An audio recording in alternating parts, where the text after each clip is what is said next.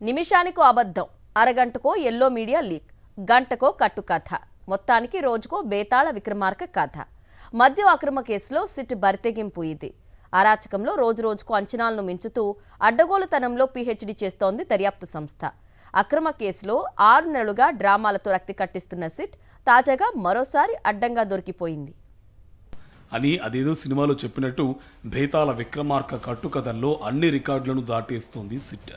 ఇదంతా ఎందుకు చెప్పాల్సి వస్తుందంటే, గత బుధవారం హైదరాబాద్ శివారు శంషాబాద్ మండలం కాచారంలోని వర్ధమాన్ ఇంజనీరింగ్ కాలేజ్ యజమాని విజయేందర్ రెడ్డికి చెందిన ఫామ్ హౌస్లో 11 కోట్లు పట్టుబడినట్టు, ఇదంతా మద్యం అక్రమ కేసు సొమ్మేనట్టు సిట్ ఓ కట్టుకథను తెరపైకి తెచ్చింది.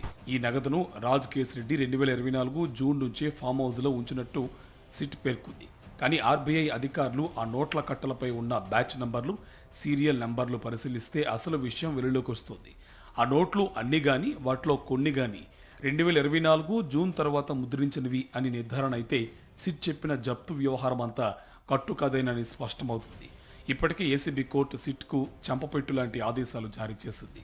అంతే, దీన్ని కప్పిపుచ్చుకునేందుకు శనివారం సాయంత్రానికి సిట్తో పాటు ఎల్లో మీడియా రంగంలోకి దిగాయి. పన్నాగంలో భాగంగా మాజీ ఎమ్మెల్యే చెవిరెడ్డి భాస్కర్ రెడ్డి సన్నిహితుడు వెంకటేశ నాయుడు సెల్ ఫోన్ నుంచి రిట్రీవ్ చేసినట్లుగా ఓ వీడియోను సిట్ తెరపైకి తెచ్చింది.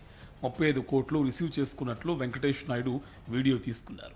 ఈ డబ్బునే గత ఏడాది ఎన్నికల సమయంలో అభ్యర్థుల ఖర్చు కోసం చెవిరెడ్డి వినియోగించారని సిట్ కట్టుకథలతో ఎల్లో మీడియా రంగప్రవేశం చేసి అడ్డంగా దొరికిపోయింది.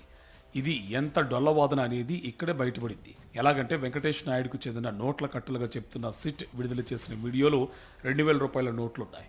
కానీ 2000 నోట్లను 2023 మే 19నే రిజర్వ్ బ్యాంక్ వెనక్కి తీసుకుంది. అంటే ఎన్నికలకు సరిగ్గా ఏడాది ముందే 2000 నోటు చలామణి లేదు. ఏడాది ముందుగానే చలామణి ఆగిపోయిన నోట్లను ఎన్నికల సమయంలో ఎలా పంపిణీ చేశారనేది ప్రశ్నార్థకరం. ఇదంతా చూస్తుంటే హైదరాబాద్లో 11 కోట్లు జప్తు, బేతాళ విక్రమార్క కథలు బిడిసి కొట్టడంతో సిట్ 35 కోట్ల రూపాయల డ్రామాను ముందుకు తెచ్చిందని స్పష్టమవుతుంది.